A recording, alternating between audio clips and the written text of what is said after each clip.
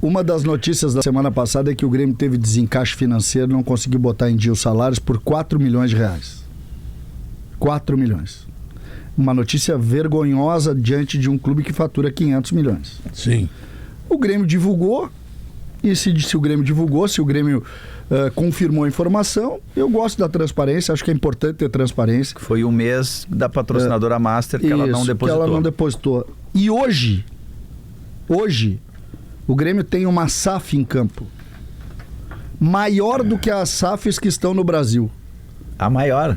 Maior, porque se tu pegar o aporte financeiro inicial do Botafogo, tu vai ver que o aporte financeiro do Botafogo foi na casa de 500 milhões inicial. Depois botou mais dinheiro, mas inicialmente foi isso. O Cruzeiro, logo que entrou, 250 milhões. Mas o Grêmio, se fizesse uma SAF, seria mais do que isso. Bem mais. Não estou dizendo. Eu estou dizendo que dentro do campo tem uma SAF. Bem mais. A dentro soma do valor potencial dos meninos. Pedro, hoje vão jogar. Uma pena que o Menegom lesionou, tá fora. Inclusive tá fora do Mundial. Ele lesionou no jogo de lá. Ele teve uma lesão grau 3 durante o jogo. Foi até o fim, jogou os pênaltis. Uma lesão grau 3. Aquele, não sei o que, femoral. Um músculo.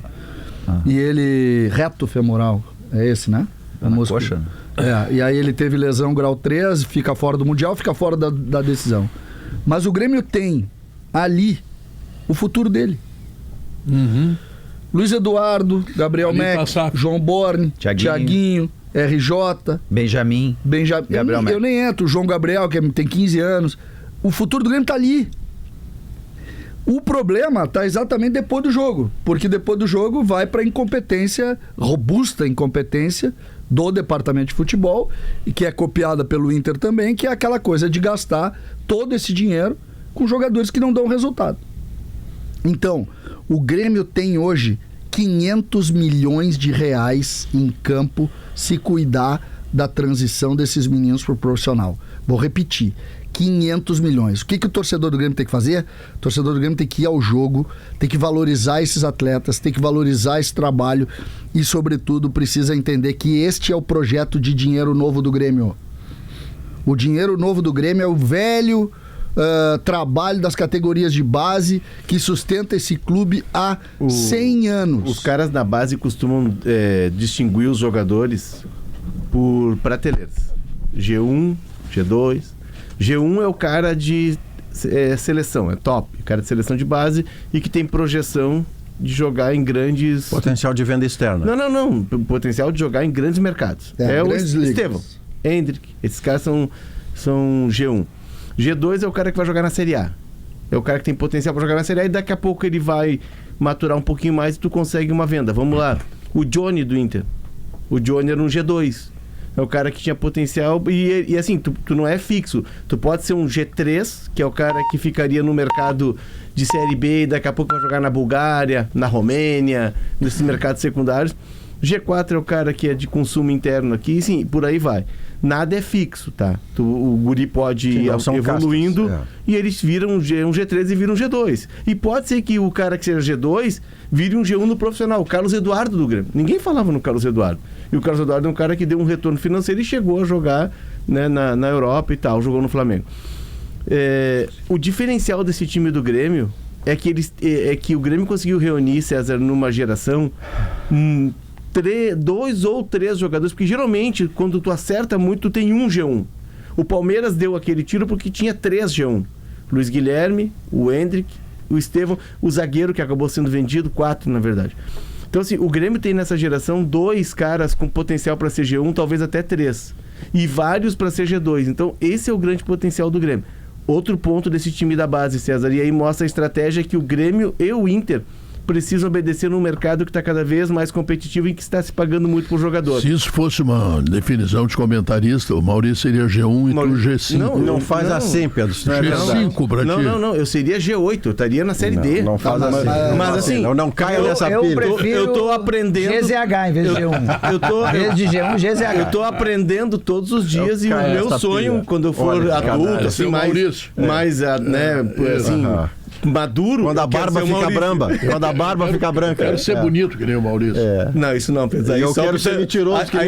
Maurício, fui almoçar sábado.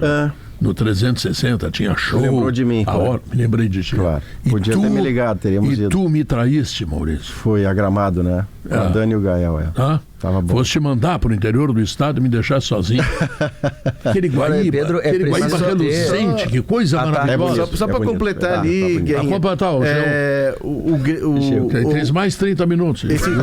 Não, e serão 30 minutos com muita informações, conteúdo, iluminando teu caminho. E muita modéstia. O Grêmio o Grêmio mostra com essa geração como tem que ser a estratégia de Grêmio Inter, que não consegue competir com o Flamengo, com o Palmeiras, com o Cruzeiro.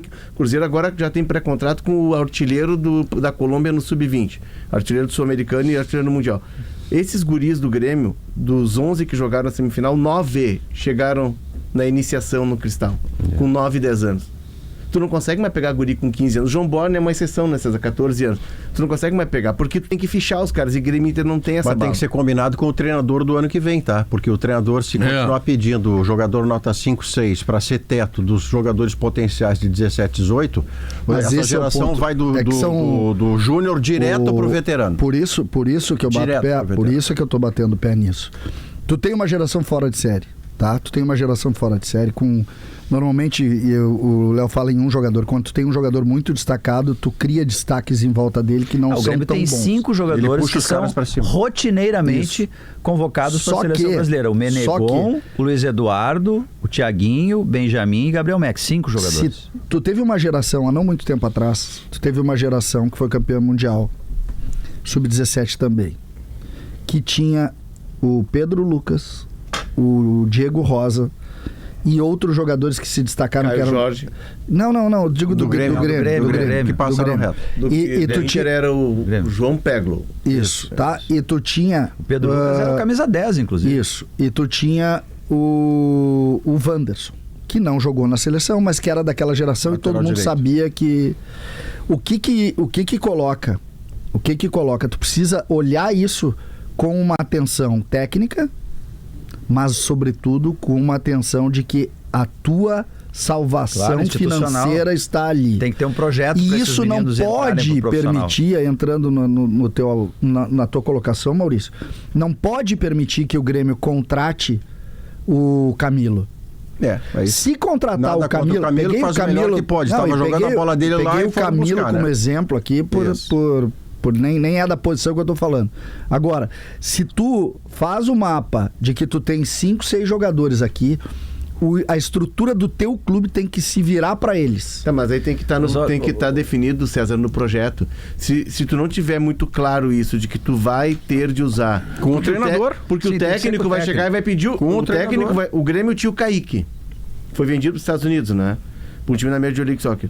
O técnico vai pedir o Camilo. Sabe por quê? Porque para ele o Camilo é pronto, o Camilo já morou fora do país, o Camilo o Camilo não joga nada, ele não tem que pedir bulhufa. Pro técnico é melhor ter então bota o técnico pra rua, que ele é burro. Então tem que estar alinhado com o projeto. O Grêmio, Léo, eu vou pegar, Diogo, essa informação de que faltaram 4 milhões de reais.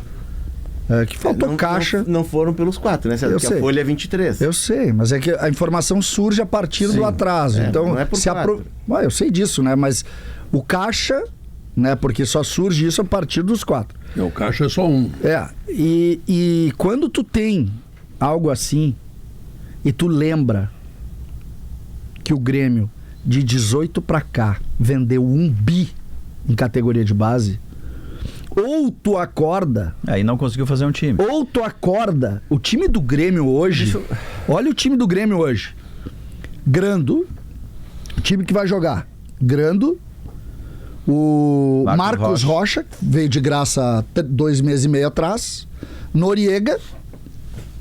Kahneman, que não vai jogar porque tá suspenso. Wagner Leonardo e Marlon, que tem que pagar. Não pagou. Tem que pagar. Obrigatoriamente, porque já cumpriu a meta. O Marlon tá suspenso. Não, eu sei, o time titular. Aí tu tem o Cuejar, que veio sem custo. O Arthur, que veio sem custo. O William, que veio sem custo. E o Edenilson, que veio sem custo. Vocês estão entendendo o tamanho do problema? Marcos Vinícius, que veio sem custo, e Alisson. Esse é o time titular. Tu botou $1.800.000 para contratar o Noriega para ser o teu zagueiro pela direita. O que isso quer dizer? Que tu rasgou 1 bi em categoria de base. E não só pra gente Arena. não ficar... Só pra gente... Não comprou a Arena. A Arena foi doada por um torcedor, porque com 1 bilhão, Diogo, nesta menos, conta... Com o Gabriel Mega... aprende. Com o Gabriel Mega... Mas tu quer ver, ó, a gente tem ou aprende, ou vai ter que vender. A gente teve um episódio que não faz muito tempo, foi nesse século ainda, que aconteceu com o Inter, assim, similar de como tu pode fazer isso e dar certo. O Inter teve um técnico, que foi o Muricy Ramalho, que é muito importante na trajetória do Inter, que levou ao Mundial, que chegou aqui, o Inter não tinha praticamente quem escalar, e o Inter teve, com o Muricy, o Fernando Carvalho, conversou com ele, enfim. E o Inter fez um aproveitamento das categorias de base. Mais do que isso, o Inter, na virada da Lei Pelé, o Inter passou a apostar em jogadores criados desde o começo. Tinha-se uma ideia inicial, vamos apostar em jogadores semi-prontos. Não, o Inter fez o contrário, criou sub-11, sub-10. E aí o Inter foi formando ali vários jogadores que começaram com 10, 11 anos, que conhecia o pai, conhecia a mãe, conhecia a família, quer dizer, jogadores assim raiz. E a partir daí o Inter foi criando jogadores, foi vendendo jogadores e foi construindo uma trajetória até ser campeão mundial em 2006. Com o Alexandre Pato. Com o Alexandre Pato, então assim, que é um cara que é fruto disso. Ele talvez até fosse pro Grêmio, mas ele fica no Inter porque a estrutura ele não está muito antecipada. Então é isso. Faz 2 gols na final do... Mas tu teve ali um treinador, que foi o Muricy, que entendeu o projeto, entendeu a ideia, a necessidade, que era uma questão econômica no momento, mas também tinha uma ideia do Fernando Carvalho ali, e a partir dali tu construiu uma ideia de base. A incoerência entende? do então processo, dá pra fazer. que a incoerência do processo é que tu só passou a comprar a partir do momento em que tu vendeu os meninos da base. Essa que é a incoerência. Mas tu não espera pra usar. O Flamengo tem... O projeto do Flamengo é calcado nisso. O Flamengo vendeu o Matheus França, me ajuda, Maurício. Bom, antes Vinícius Júnior, Lucas que Paquetá. Agora foi pro Bragantino, o Gonçalves. O Matheus Gonçalves para a Arábia, né? Para o Bragantino e para a Arábia. Vendeu o Reinier antes, então, assim, um monte de gente. Muita gente. O problema é que no Flamengo está muito claro. O Flamengo diz, a nossa estratégia é formar, e o Flamengo historicamente forma bons jogadores, vender para apostar em jogadores graduados. Isso. Né? O ponto de Guilherme Inter é que eles fazem esse negócio e eles não compram os graduados. Eles vão para o mercado fazer aposta. O Flamengo vai comprar o pronto que chega aqui e responde. Assim, o Inter lá em 2000, e eu falo com muita propriedade que eu era setorista na época. E a entrevista que a gente fez, eu e o Carlos Corrêa, que hoje trabalha no Correio, com o Fernando Carvalho, ele dizia isso, agora nós vamos apostar na gurizada. Porque em 2002 o Inter não tinha jogador, o Fernando Carvalho foi buscando jogador e buscou um perfil de jogador, eram jogadores na faixa de 23, 24 anos que tinham passado por seleção de base e o Inter quase caiu. O Grêmio de 2015, Pedro. O Grêmio jogou um Grenal com o Filipão, que o ataque era Lincoln e Mamute. O Lincoln com 16 anos. Então, assim, o Grêmio se viu obrigado a fazer aquilo, mas não era projeto. Esse é o grande ponto. É por isso que quando por urgência.